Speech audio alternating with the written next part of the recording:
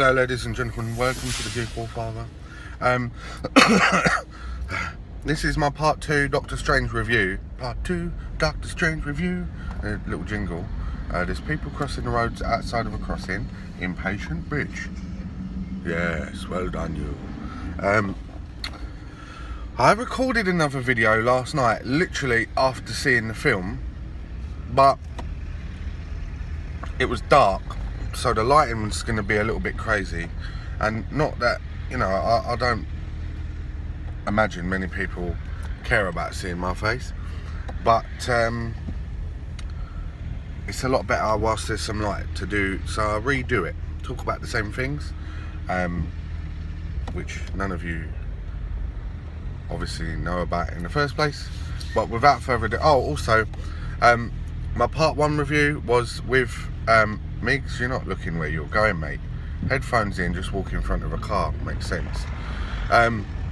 First part of the review was done with my friend Migs. What's going on? Bloody Mexican standoffs at roundabouts. I hate roundabouts. The Americans have got that right. Don't fucking use them. I had a beard yesterday, and now I don't. That's called shaving. I've done that. I just kept on playing with it, and it was annoying me playing with it. So in case you wanted to know my shaving routine, there it was. So I had a shave last night. I've started to use a straight razor, which is why I've cut myself up. Alright, so Doctor Strange.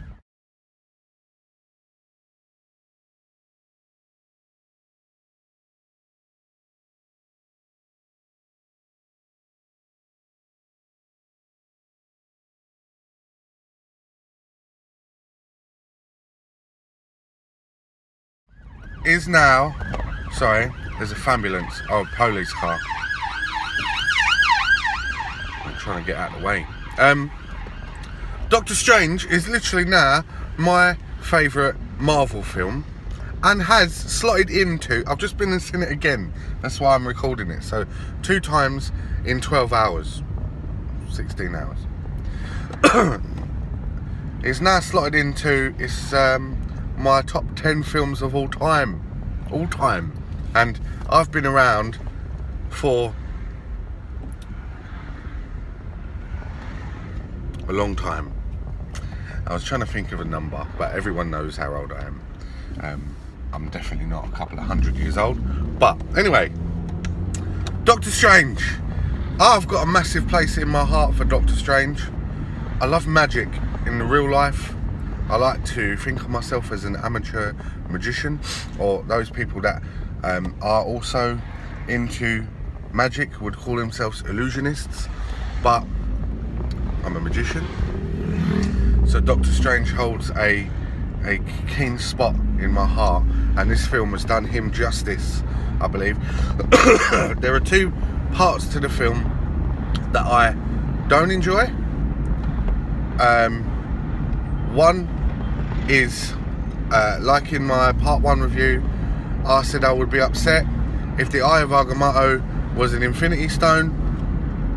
I knew it was going to happen anyway. It is. It's too late to tell you about spoilers. I'll stick in a thing at the front of the video. The Eye of Agamotto is an Infinity Stone. It is the Time Stone. So there's just 2 more left. We'll talk about that another time. My first video that I did last night after watching the film the first time, I'm still very excited because I watched it. I basically gave you a rundown of what just happened in the film. I'm not going to do that now. I'm going to talk about all the really good things, which will include spoilers.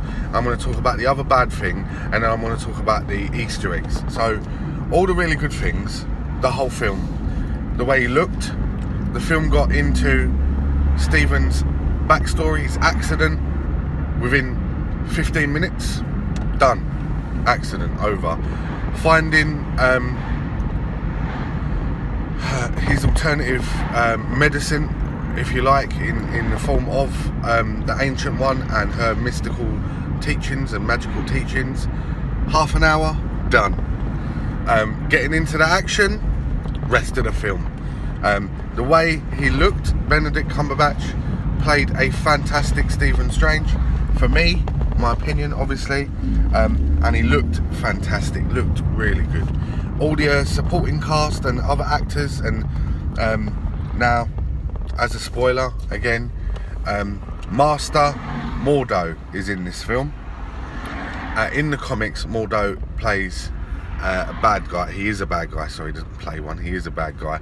He was the Ancient Ones, the current Ancient Ones, other disciple, or current disciple, when Stephen Strange turned up. Stephen's got more of an aptitude, a natural ability with the mystic arts, and so Stephen becomes the Sorcerer Supreme. That makes Mordo want to be the bad guy that we know he is, because he thinks he's worthy, he's next, he's the one. In this film, Mordo isn't a bad guy, he's a good guy.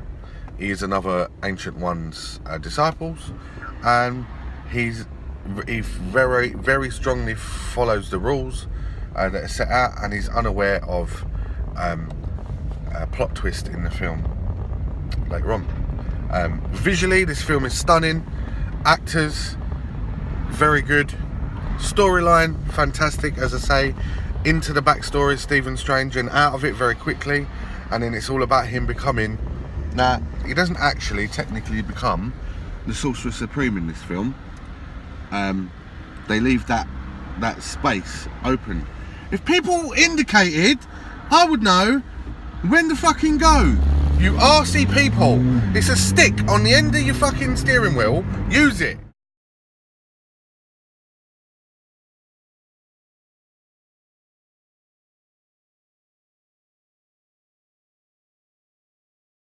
Right, rant over. Yeah. Magical relics, Eye of Agamotto is in it. Doctor Strange's #1 magical item. Everything's very good. The end of the film, Easter egg #1. Stephen Strange is talking to Thor, who's in civvies or civilian clothes, and they're talking. Stephen's now saying, and this is another part that's awesome, yellow gloves, yes. Talking to Thor about Loki. He now keeps tabs on any extra dimensional or anyone or anything that could cause the Earth danger. One of those people is Loki, so he wants to know why Thor has brought him to New York, and they're looking for Odin. So Stephen's like, Doctor Strange, sorry, I don't know him personally, so I shouldn't call him Stephen. Doctor Strange says, if I help you find Odin, will you go back to Asgard? They agree. Credits.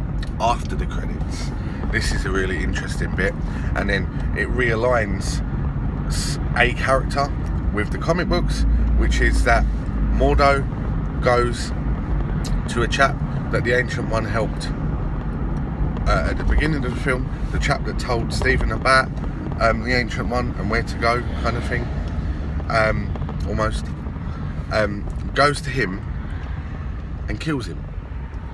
Mordo's now a bad guy. So at the end of the film, Mordo denounces following the Ancient One's teachings because she used Dark Realm energy to help herself stay alive for as long as she has. So she was tapping into, big spoiler, Dormammu's power to stay alive forever. Well, as long as she's been alive. This chap was using other realm power to make himself walk again. He was disabled in a construction accident, and he's been using, he constantly uses magic to fortify his body, is the best way to explain it. And he kills him, and he says, do you know what the problem with the world is? Too many sorcerers. And he takes his power.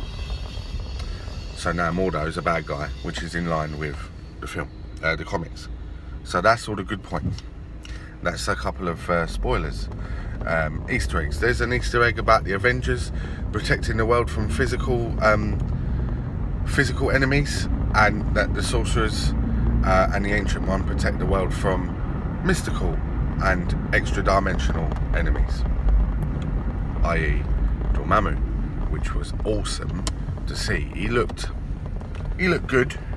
He wasn't, you know, he was a big head, big eyes, big voice. It wasn't big voice. It was a very big voice, and it was good. And Stephen Strange fought him and trumped him, not physically, but he used the Eye of Agamotto or the Time Stone's power to just loop. Stephen just kept on dying, but it also meant Dormammu would have to spend the rest of eternity in that moment just killing Stephen, and he didn't want to do that. So, bad things about the film. Didn't like the fact that the Eye of Agamotto would become a Time Stone, because that means Thanos will have to take the Time Stone off of Doctor Strange, and he won't have the Eye of Agamotto. I keep on pronouncing the Eye of Agamotto. He's going to have other powers to use. He's been studying like a bitch. He's going to really, he's going to have other trinkets and other artifacts to use. But the eye, for me, has always been one of the biggest ones for Stephen. The other thing I didn't like about the film is that there was nothing wrong with the film. My face is really...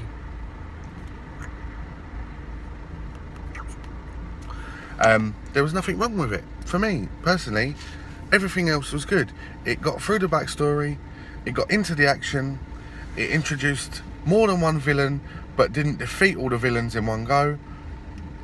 Didn't technically defeat Dormammu, kind of stepped him back a bit. Stephen, Doctor Strange 2 will happen. The cloak of levitation was awesome. There was an element of a love story in it, but it didn't take over the film. So, verdict time, coming up to 12 minutes. I give my films fat guy thumbs. Here at the Geek Allfather, which was me, fat guy thumbs. There's a thumb, there's a fat guy thumbs. Wonky thumb, straight thumb. Zangy thumb. 10 out of 10. Literally is now my favourite Marvel film. Then Iron Man 1. Then Blade. So that's my top 3. And Blade was around before the MCU officially, Marvel Studios, sorry. So Blade. Thank you for watching. Like and subscribe. Please watch the first part of the film, the review. That's us talking about predictions and what we do want to happen, and just having a laugh, me and my boy Miggs. This bit's where I gave the fat guy thumbs. So thank you for watching. Like and subscribe. Keep up and check out my other videos. Got some unboxings, some loot crates, Walking Dead premiere video, all that good stuff. But please, the main thing for me is any comments and suggestions you've got, throw them down. Again, I do this for fun. I don't do this for money. So if you've got anything to say, I'll listen to it, and we'll work on that. Love ya. Peace out.